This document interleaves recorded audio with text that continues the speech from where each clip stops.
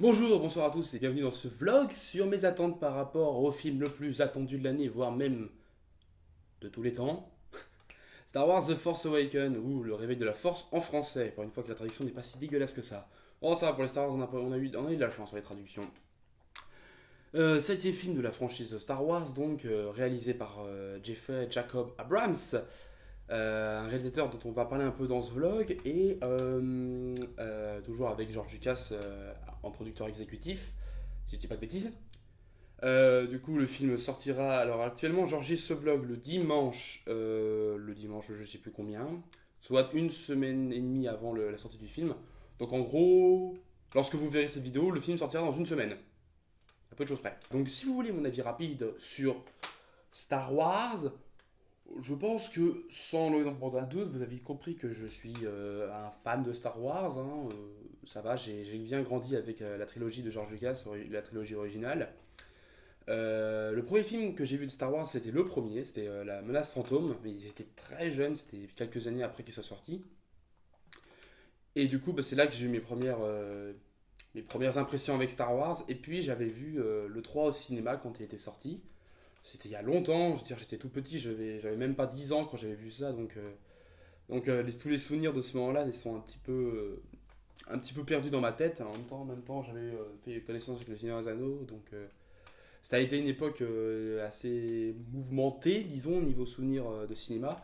Mais tout ce que je peux me rappeler quand même, c'est que Star Wars m'avait bien marqué. L'épisode 3 m'avait vachement marqué, surtout toute la bataille de Coruscant. Et puis un jour, mon père a eu l'idée géniale d'acheter la trilogie Star Wars. Et alors là, du coup, bah, de manière assez spontanée, je me suis plongé dedans quand j'étais tout petit. Et bah, du coup, bah, j'ai maté cette trilogie un grand nombre de fois jusqu'à ce que mon père m'achète les trois premiers films. Et du coup, bah, j'ai pu les regarder très nombreuses fois, tous les Star Wars, les 6 Star Wars. Pour ce qui est après de ma connaissance au niveau de l'univers de Star Wars, je vais résumer ça rapidement. J'ai joué à Battlefront 2, Battlefront 1 que j'ai dévoré. Je peux pas jouer au 3 parce que j'ai ni l'argent ni les performances de console pour pouvoir y jouer, ce qui me fait chier. Mais un jour, dans très longtemps, un jour j'y jouerai et je les torcherai comme les deux premiers. J'ai joué aussi à Star Wars épisode 3 que j'avais sur ma vieille Xbox, que j'ai aussi torché dans tous les sens ce jeu. Au niveau des jeux Star Wars, je crois que je me suis arrêté là à peu près. Déjà, ce qui sont pas mal du tout. Surtout Star Wars épisode 3, j'ai dû passer beaucoup de temps. Pour Battlefront aussi, hein. Et après, pour ce qui est de l'univers étendu de Star Wars, je me suis simplement intéressé à la série The Clone Wars et la série Star Wars Rebels que j'avais défendu dans une vidéo précédente. C'est pour moi la branche la plus officielle de l'univers étendu et c'est pour moi du coup ce avec quoi je suis le plus familier dans la ligne scénaristique de Star Wars. Donc voilà à peu près là où j'en suis avec Star Wars. Donc j'ai pas mal de connaissances sur l'univers étendu, mais bon, je suis pas non plus une encyclopédie. Et il peut m'arriver que je me gourde dans cette vidéo, donc rattrapez-moi dans les commentaires si j'ai dit une grosse bêtise. Donc pour mon avis sur les 6 films, bah, j'aime autant les 6 films, hein. J'ai toujours du mal à en choisir un que je préfère. Sur la trilogie originale, je préfère le cinquième, comme à peu près 90% des gens. Sur la prélogie, je préfère le troisième, naturellement aussi, comme la plupart des gens. Donc j'ai pas un avis forcément très différent des autres. Mais voilà, c'est une sectualogie avec laquelle j'ai vachement grandi, que donc je connais, que j'ai maté énormément de fois. J'ai pas eu le temps encore de les re-regarder avant la sortie de Star Wars, mais je m'y mettrai dans les jours prochains. Mais bon, je connais les films tellement par cœur que j'ai pas forcément besoin de les regarder pour faire une vidéo sur mes attentes par rapport à The Force Awakens. The Force Awakens, donc, qui sortira du coup le 16 décembre en France, hein, le 16 décembre et pas le 18. Que donc j'irai voir le Day One.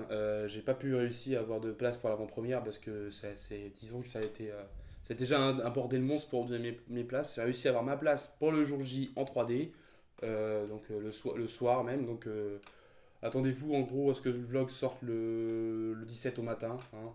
Je le tournerai dans la nuit, je le montrerai dans la nuit, hein, quitte à faire nuit blanche. Donc voilà à peu près pour le vlog de mon avis. Bon, c'est probablement le film que j'attends le plus de cette année. Clairement, j'ai énormément d'attentes par rapport à The Force Awakens. J'ai attendu les trailers enfin, j'ai toujours été à l'affût des trailers dès qu'ils sortaient. Ah, je fais partie du premier million, enfin, pour vous dire, voilà, j'attendais vraiment les trailers et tous les trailers, j'étais en mode, gros fanboy, forcément. Mais donc voilà, si je vais après on va développer un peu l'étendue de mes attentes par rapport au film. Et déjà, j'aimerais un petit peu parler de ce que j'avais évoqué lors d'une précédente vidéo. J'avais parlé un petit peu du côté Disney qui allait rien changer. Je maintiens ça quand même parce que j'ai quand même eu le temps de mûrir un peu, mais pour moi, l'implication de Disney ne changera strictement rien à l'image de Star Wars qu'on aura. Et c'est pas les trailers qui ont été dans le sens inverse. Déjà, j'avais remarqué dans les trailers que le logo de Disney était quasiment absent de tout le machin, alors que quand même ce sont les producteurs principaux, faut-il le rappeler. Donc ouais, pour moi, l'implication de Disney ne change rien et je me contrebranle de savoir qui produit le film, du moment que c'est l'équipe de réalisation qui est cohérente. Équipe de réalisation qui est quand même composée en grande partie de l'équipe qui a bossé sur la trilogie originale et pour certains sur la prélogie, donc aucune inquiétude de ce côté-là. Naturellement, on retrouve tout le casting de la trilogie originale avec Mark Hamill. Alors, je vais essayer de. Là, j'ai pas mes notes, là, j'ai pas mon anti-sèche derrière, donc je vais essayer de les retenir, enfin de vous les ressortir. Alors, non, c'est pas Han Solo, c'est Harrison Ford, Mark Hamill et Carrie Fincher. Voilà, les trois beaux gosses. Les trois beaux gosses de notre trilogie originale. Avec d'autres acteurs, par contre, alors là, ne me demandez pas de retenir le nom, je n'ai pas été renseigné sur leur nom d'acteur. Par contre, je connais leurs personnages. Donc, trois personnages qui risquent d'être très intéressants lors de cette nouvelle trilogie, à condition qu'ils puissent survivre le long de la trilogie. Donc, Rey, Finn et Kylo Ren, sur lequel on va parler un petit peu. Mais globalement, voilà un petit peu. Ouais, le projet est un projet semble avoir bien marché. Il n'y a pas eu trop de problèmes de production, d'après ce que j'ai pu comprendre. Beaucoup de bonne humeur, beaucoup de bonne ambiance au niveau du tournage. Donc, ça va être un tournage qui s'est passé un peu dans la joie et la bonne humeur. Donc, partant de là, partant d'une production qui n'a pas l'air trop chaotique, on peut, enfin, on peut prendre le risque, enfin, prendre le risque. On peut hypothétiser que le résultat final ne sera pas en demi-teinte, qui sera cohérent enfin, pour moi, c'est ce que j'hypothétise. J'ai quand même été un peu déçu sur Jurassic World, mais ça a été un autre cas. Jeffrey Jacob Abrams, du coup, j'avais dit qu'on en reparlerait, on va en parler. Pour moi, J.J. Abrams, c'est un des réalisateurs que je préfère. J'adore ce mec. Pour moi, c'est vraiment un des réalisateurs de blockbuster. Pour moi, c'est le réalisateur de blockbuster actuellement.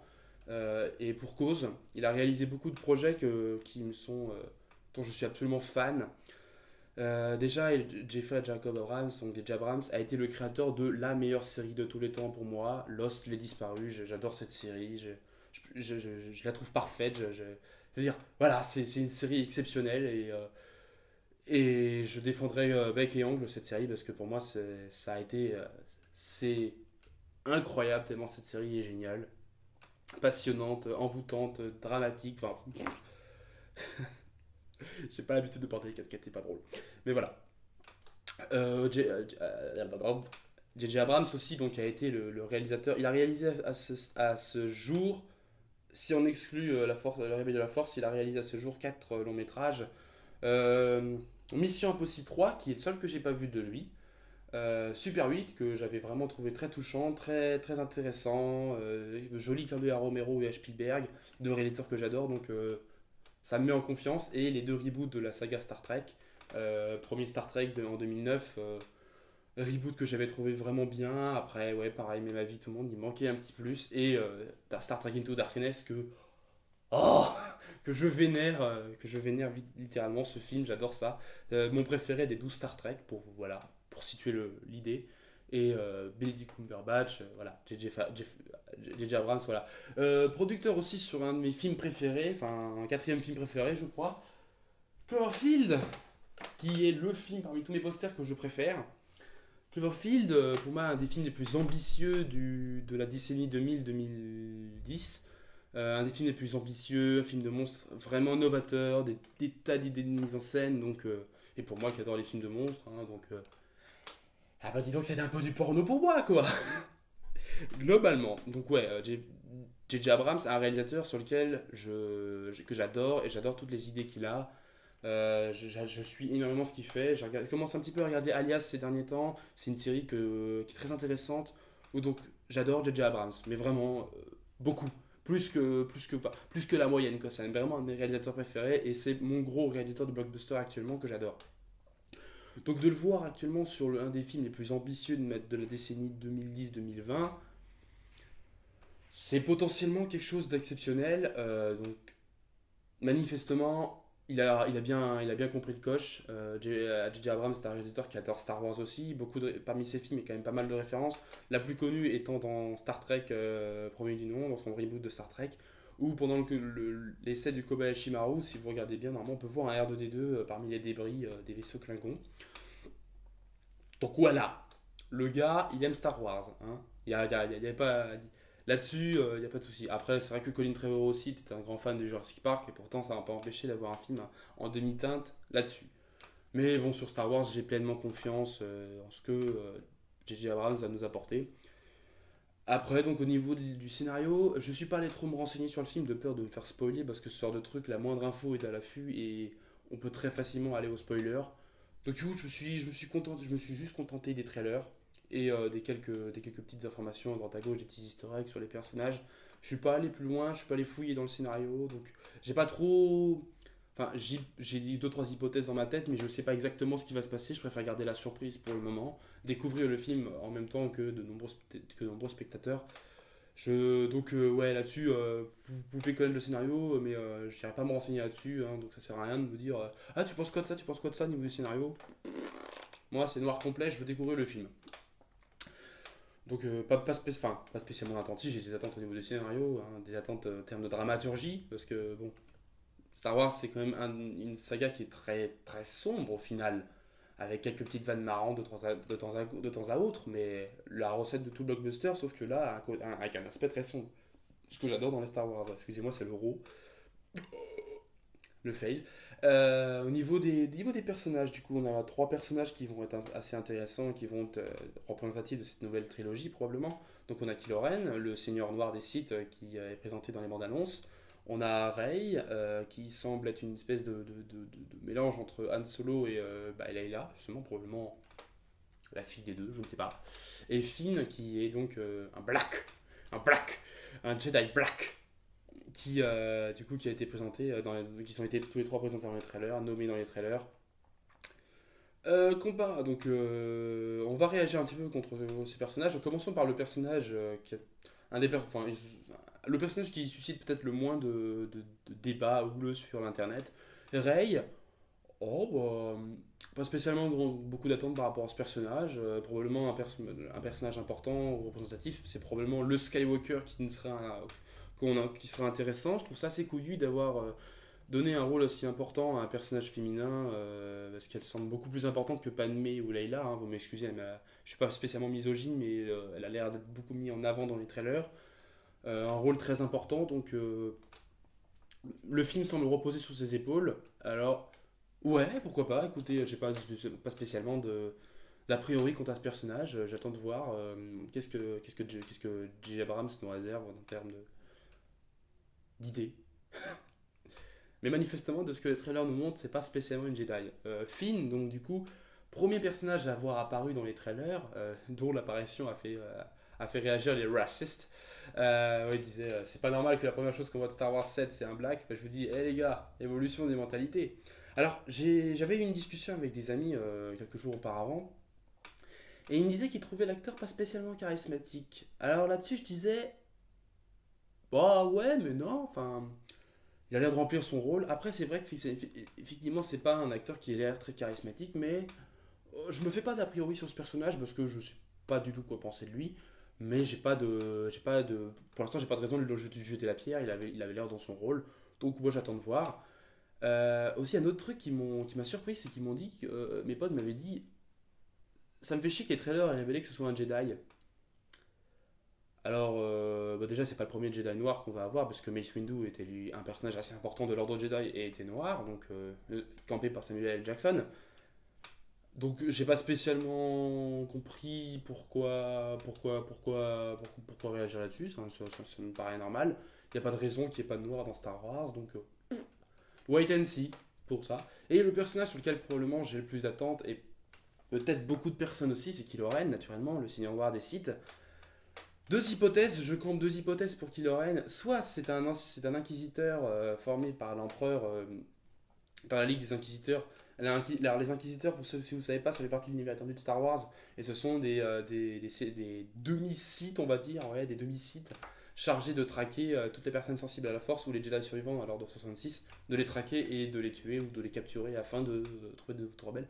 Pas présent dans les films, mais présent dans l'univers étendu de Star Wars, notamment dans Star Wars Rebels où il joue un rôle très important, et de toutes à peu près les sections de l'univers étendu avec l'Empire qu'on suit l'Empire.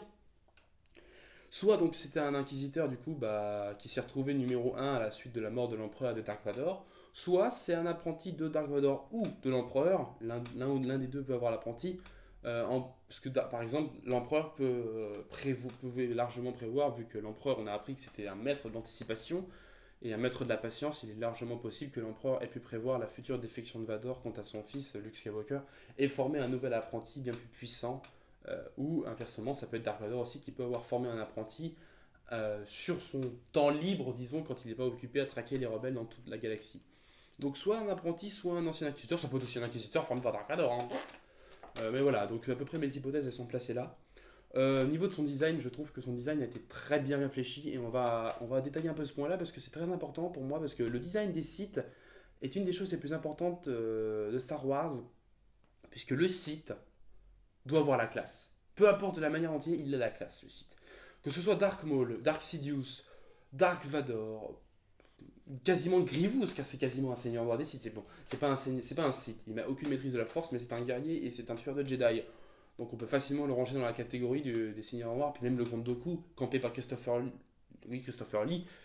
Mon Dieu, Christopher Lee. Oh, RIP. Oh, s'il vous plaît, Christopher Lee. Enfin, le site a la classe. Et justement, le point qui a fait couler probablement le plus d'encre au moment de la sortie du premier trailer, le fameux sabre laser en croix. On s'en fout. Enfin, on s'en fout, puis c'est intelligent. Pourquoi on s'en fout déjà? Parce que c'est qu'une forme de sabre laser, ça va rien changer du tout aux combattants. Donc déjà, je vois pas l'intérêt de gueuler là-dessus. Et deuxième chose, bon alors je sais que Marangan arrive un peu tard, mais deuxième chose surtout, c'est très cohérent avec l'univers de Star Wars puisque le Seigneur Sith doit avoir la classe et doit inspirer la crainte à ses ennemis rien qu'à la première approche. Alors du coup, si le mec il a un sabre laser avec une forme vraiment stylée et qu'en gèle sa mère, et ben forcément du côté du Jedi, il va avoir tendance à avoir le pas de recul. Et je suis désolé, mais des sabres laser spéciaux avec des cristaux spéciaux, avec des cristaux spéciaux, ça date pas seulement de Kylo Ren. Regarde déjà Dark Maul avec son double sabre. C'est la première fois qu'on avait un double sabre dans tout l'univers Star Wars. Et même la façon de le dévoiler, il tire la première lame puis il tire la seconde.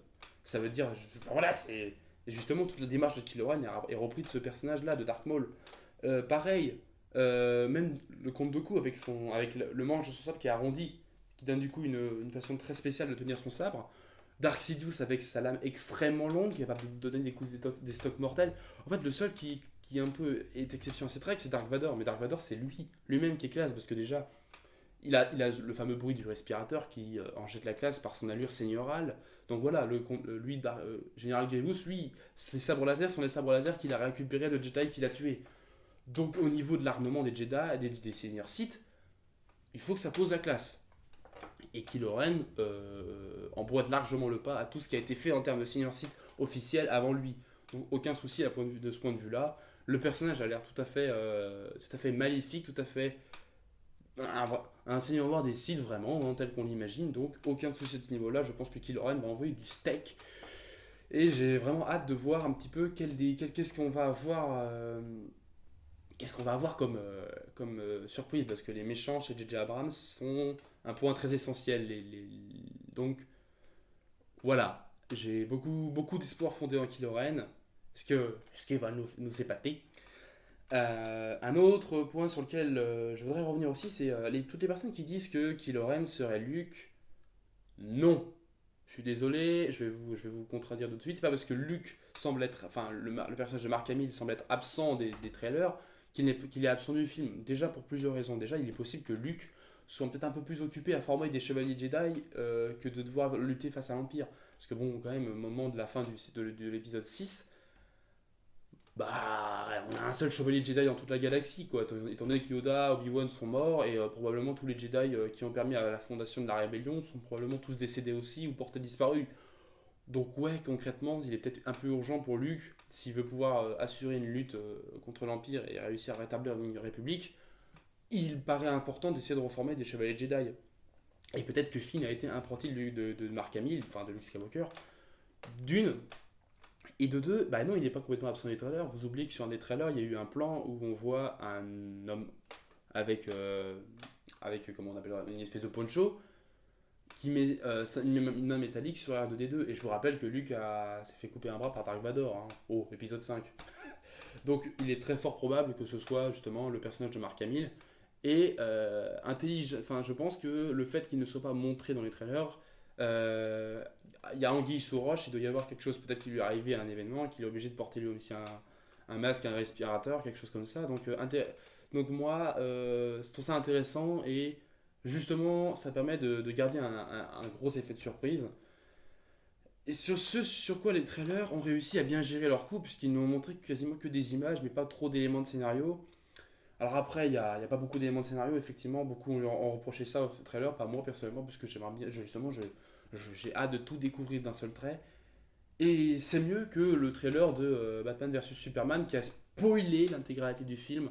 Enfin, je veux dire, à ce stade, il n'y a même plus besoin d'aller voir le film. Bon, je pense que j'irai voir le film parce que le trailer en jette sa mère, mais voilà, c'est un peu dommage. Donc là, vraiment, on a un trailer qui a été construit intelligemment, qui spoil pas trop d'éléments du film, comme pour Godzilla.